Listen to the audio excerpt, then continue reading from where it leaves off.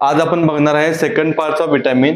आता first part मध्ये आपण बघितले की कोणकोणत्या टाईपचे विटॅमिन्स असतात. सेकंड पार्ट मध्ये त्यांची डेफिशियन्सी झाल्यावर काय होतं हे आपण बघणार आहे. त्यातील पहिला आहे विटॅमिन ए. त्यामध्ये काय होतं, नाईट ब्लाइंडनेस. आता नाईट ब्लाइंडनेस म्हणजे काय, रातांधळेपणा. आता हा व्यक्ती रात्री बघू शकत नाही. सेकंड आहे कंजंटायवल जेरोसिस. थर्ड आहे बिटॉर स्पॉट. फोर्थ आहे कॉर्नियल जेरोसिस आणि फिफ्थ आहे केराटोमलेशिया. सो हे दोन लक्षात ठेवा, कंजंटायवल जेरोसिस आणि कॉर्नियल जेरोसिस हे सायन्स आहेत कुणाचे, झुरोप्थाल्मिया. त्यामध्ये नेमकं काय होतं की जो कोण व्यक्ती असतो त्याचे टीयर्स प्रोड्यूस होत नाहीत आणि त्याचे जो कंजंटायवा असतो तो ड्राय होतो. थर्ड आहे बिटॉर स्पॉट्स. बिटॉर स्पॉट्स हे असे व्हाईट कलरचे स्पॉट्स असतात, ते आपल्या कॉर्नियामध्ये आढळतात. नंतर फिफ्थ आहे केराटोमलेशिया. आता केराटोमलेशिया म्हणजे काय की जे काय आपल्या विटॅमिनची डिफिशियन्सी होतं ते आपल्या कॉर्नियामध्ये ना स्मॉल फोमी आणि क्लाउडी म्हणजे पेशंटला पुढच्या किंवा व्यक्तीला दिसत नाही.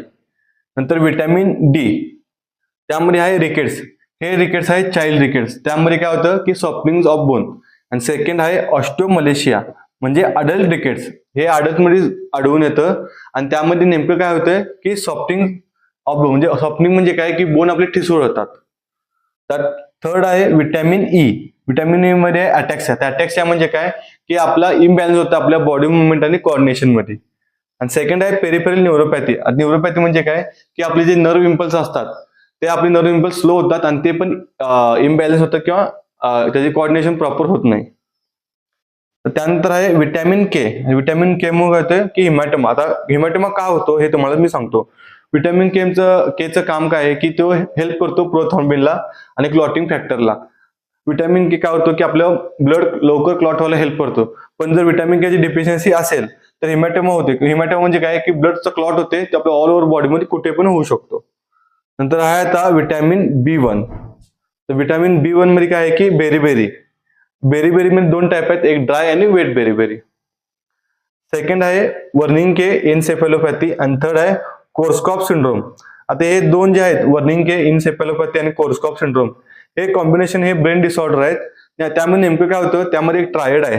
तर त्या ट्रायडचा पहिला आहे की कन्फ्युजन, सेकंड आहे इम्बॅलन्स आय मुवमेंट आणि थर्ड आहे तुमचं अटॅक्सिया. अटॅक्सिया ऑलरेडी मी तुम्हाला वर सांगितले की इम्बॅलन्स मुवमेंट किंवा कोऑर्डिनेशन. नंतर आहे विटॅमिन B2 मध्ये आहे आर्बीफ्लेविनोसिस. हे रायबोफ्लेविनचं डिफिशियन्सीमुळे होतो. आणि थर्ड आहे विटॅमिन B3 पेलेग्रा. पेलेग्रामध्ये 4D आहे डिमेन्शिया, डायरिया